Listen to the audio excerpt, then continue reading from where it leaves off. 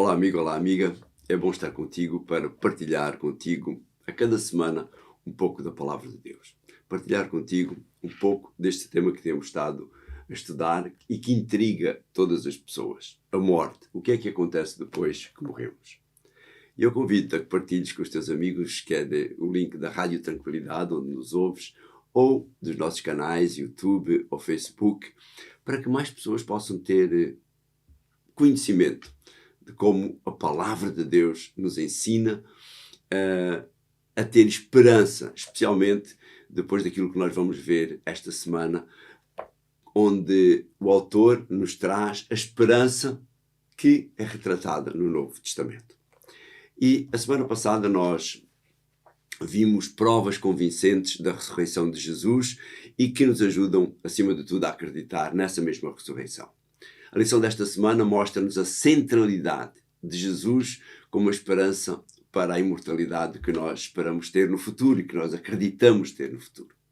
Quando estamos a falar de imortalidade, estamos a falar de vida eterna.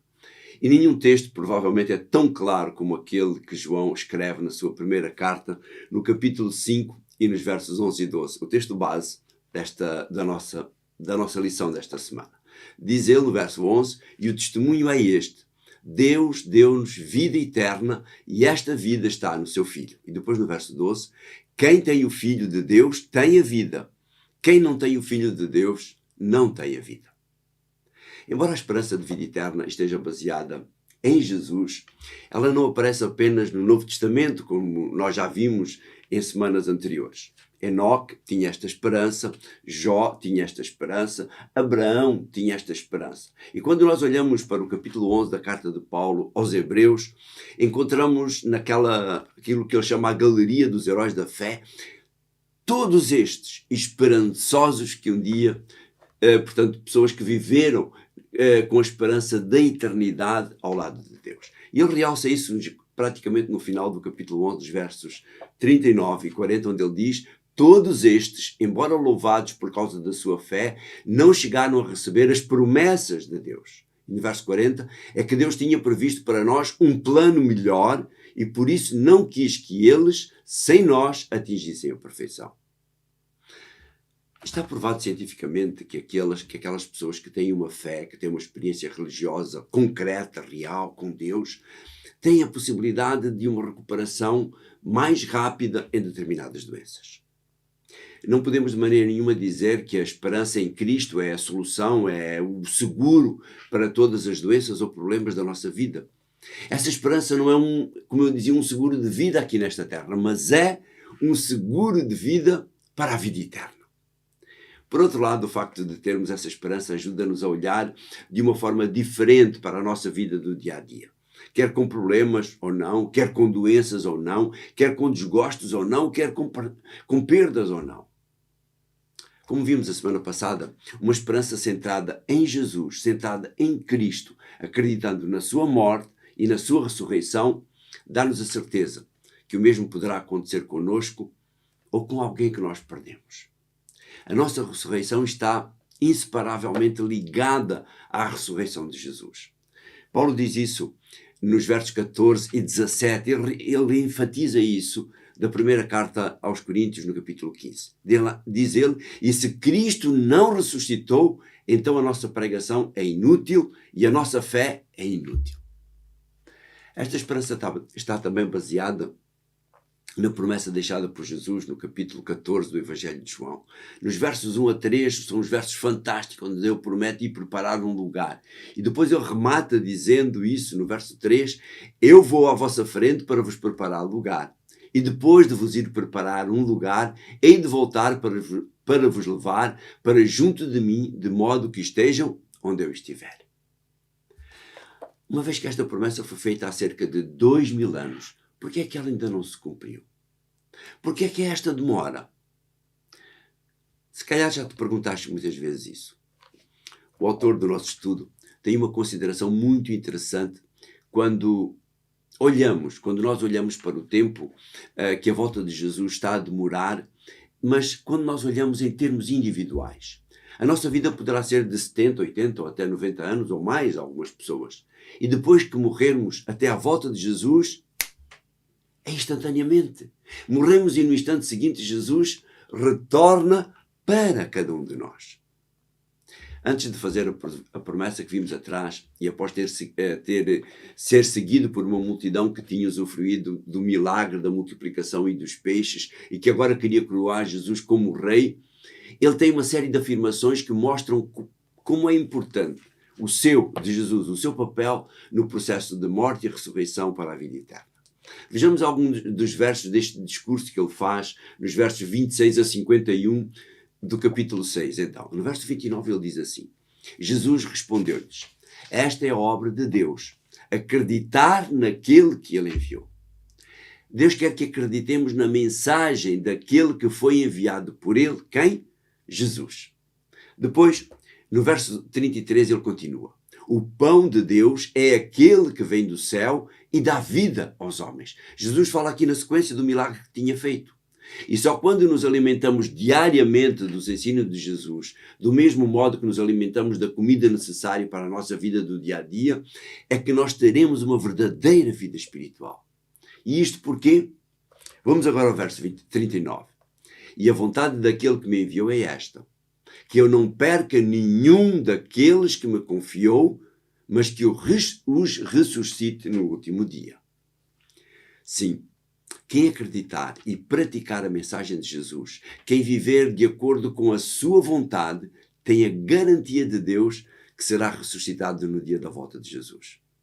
E no verso seguinte, o verso 40, Jesus volta a reforçar esta mesma afirmação. Ele diz assim: é ainda a vontade de meu Pai que todo aquele que olha para o Filho e nele acredita tenha a vida eterna, e eu o ressuscitarei no fim dos tempos.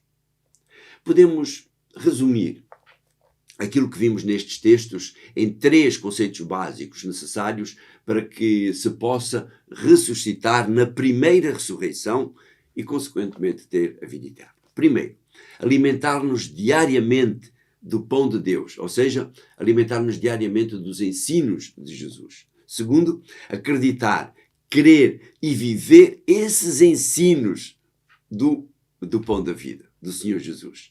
Terceiro, acreditar e ter esperança real na ressurreição prometida por Jesus nos versos 40, 44 e 54 deste capítulo 6.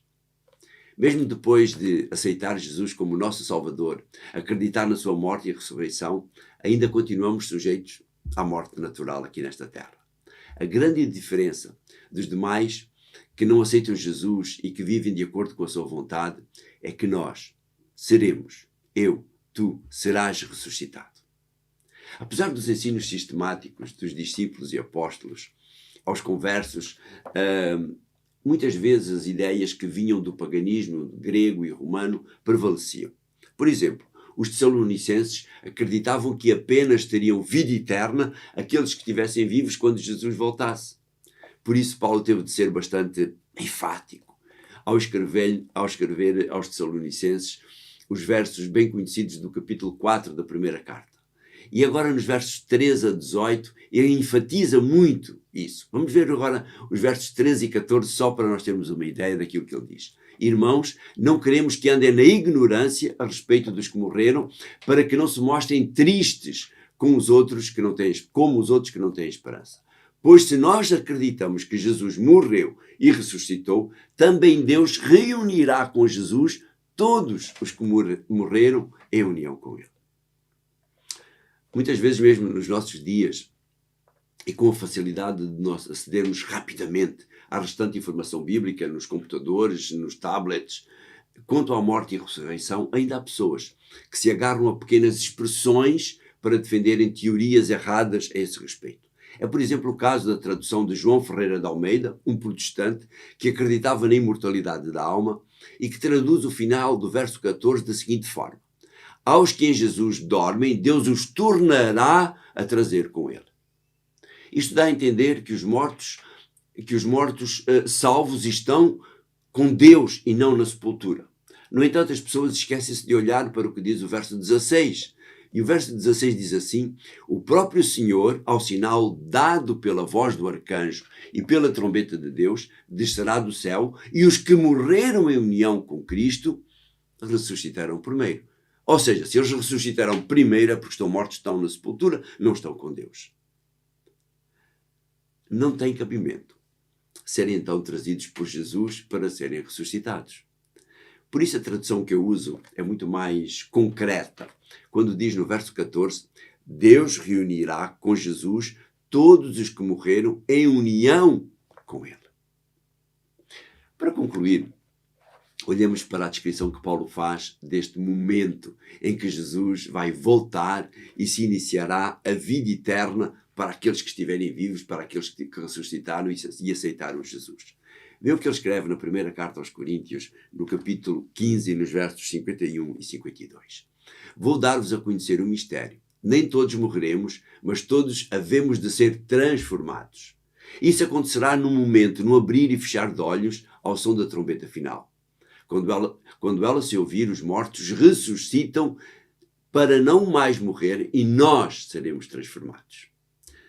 Este será o grande momento porque se espera desde que o pecado entrou no mundo.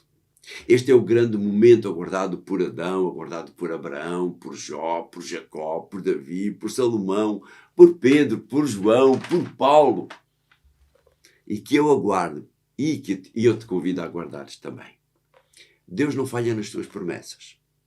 Confia nas promessas de Deus e verás como Deus está certo quando nos promete a vida eterna ao lado de Jesus. Obrigado, querido Deus, por estas certezas que tu nos dás. Obrigado, querido Deus, porque nos tens mostrado que existe esperança para além da sepultura, caso as pessoas morram antes da volta de Jesus. Reforça essa certeza em cada um de nós e ajuda-nos, e que isso nos dê esperança e nos ajude a olhar de outra maneira para a nossa vida enquanto vivermos aqui nesta terra. Te agradecemos e pedimos isto no nome santo de Jesus. Amém. Foi bom estar contigo mais uma vez e para a semana voltamos a encontrar aqui para um assunto muito interessante. Há passagens que aparentemente são contraditórias nas Sagradas Escrituras. Mas será que elas realmente são contraditórias ou são passagens tiradas que se tornam um pretexto porque são tiradas fora do seu contexto? Espero para nós vermos isto, porque uma das maravilhas da palavra de Deus é que nós temos que estudar na sua totalidade e não só naquilo que nos interessa. Um abraço e até para a semana.